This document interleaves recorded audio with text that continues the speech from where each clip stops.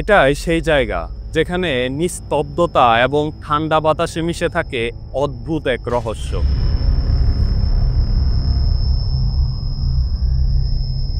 লাশ কাটা ঘর, যেখানে শেষবারের মতো মানুষের দেহ কথা বলে বিজ্ঞানীর ছুরির নিচে।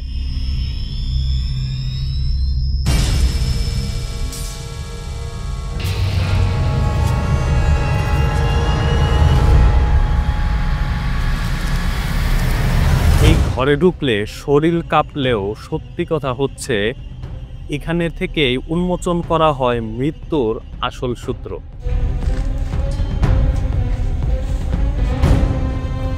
আজকে আমরা আবার এসেছি এমনই একটা জায়গায় যেটার নাম হচ্ছে লাশ কাটা ঘর।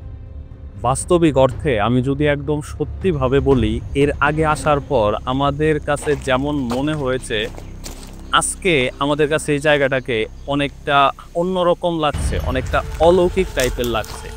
আজকে এখানে যে অবস্থা আছে মোটামুটি অনেকটা ক্লিন। আপনারা যারা এর আগের ভিডিওটা দেখেছেন তারা খুব ভালোভাবে জানেন, আগের ভিডিওটিতে এখানে অনেক ঝোপ জঙ্গল ছিল, কিন্তু বর্তমানে এখানে আসলে একটা হাড় হিম করা একটা অনুভূতি লক্ষ্য করা যায়। আমরা যারা মুসলিম আছি তারা জানি আমাদের যে কিতাব আছে, আসমানি কিতাব আছে কুরআন শরীফ, সেইখানে কিন্তু জিনের কথা খুব ভালোভাবে উল্লেখ আছে। আর জিন মূলত থাকে এইরকম নোংরা পরিবেশে। এই জায়গাটা মোটামুটি অনেকটা নোংরা। আপনারা জানেন জিনের খাবার হচ্ছে হাড়। গত ভিডিওতে আমি যেটা দেখিয়েছিলাম এখানে প্রচুর পরিমাণে আসলে হাড় ছিল, যথেষ্ট পরিমাণে গন্ধ ছিল।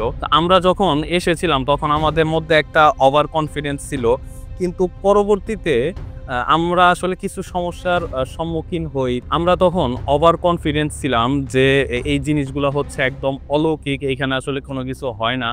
কিন্তু বিষয় হচ্ছে রাতে আমার একটু অন্যরকম লেগেছিল।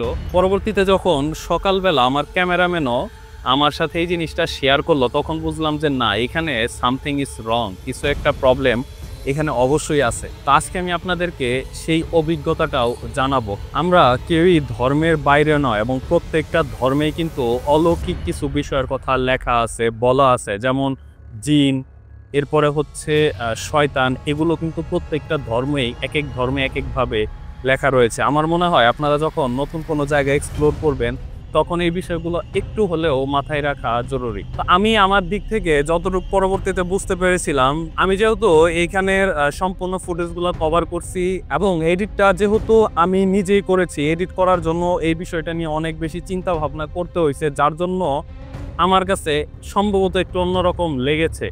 তো এই হচ্ছে আমার বিষয়। এখন আমি আপনাদেরকে শোনাবো আমার ক্যামেরাম্যানের কেমন লেগেছে সেই এক্সপিরিয়েন্সটা। আমরা যখন প্রথম দিন এই জায়গায় আসছিলাম লাশ কাটা ঘরে, তখন আমাদের মধ্যে কোনো নেগেটিভিটি ছিল না, আমাদের মধ্যে কোনো ভয়ভীতি ছিল না।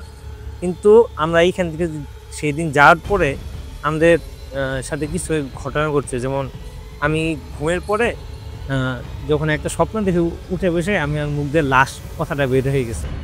এখন আমার ধারণা এটা আমার সারাদিনই এখানে ছিলাম থাকার কারণে আমাদের মাথায় ওই জিনিসটা ইফেক্ট করছে। আর বাসায় যে ওই কথা নিয়ে আলোচনা করছি তার জন্য আমার ঘুমের মধ্যে এরকম হয়েছে। কিন্তু পরবর্তীতে যখন তারপরের দিন সকালবেলা আমি স্যারের সাথে এই বিষয়টা যখন আলোচনা করি, তখন স্যারও বলে যে আমারও এরকম একটা এক্সপিরিয়েন্স হয়েছে, যে আমারও ঘুমের মাঝে বা আমারও এরকম একটা লাশের কথা বারবার মাথায় আসতেছিল।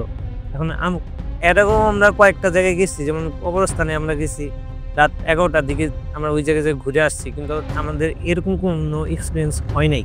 কিন্তু এই লাশ কাটার ঘরে আসার পরে আমাদের একটা এরকম এক্সপিরিয়েন্স হয়েছে যে আমরা বাসায় যাওয়ার পরেও আমাদের এটা একটা ইফেক্ট থেকে গেছে, যার জন্য আমাদের কাছে মনে হচ্ছে যে এই জায়গাটা আর কি কোনো একটা আছে বা একটা ভয়ভীতি কাজ করতেছে যে এইখানে কোনো একটা কিছু থাকতে পারে।